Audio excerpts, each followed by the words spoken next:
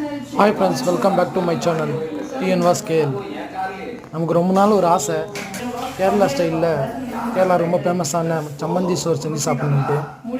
ஒரு சின்ன முயற்சி தான், ட்ரை பண்ணி பார்த்தோம். செம்மையாக இருந்துச்சு. டேஸ்ட் லெவலும் வேறு லெவலு. நீங்களும் இந்த மாதிரி வீட்டில் செஞ்சு சாப்பிட்டு பாருங்கள், சூப்பராக இருக்கும்.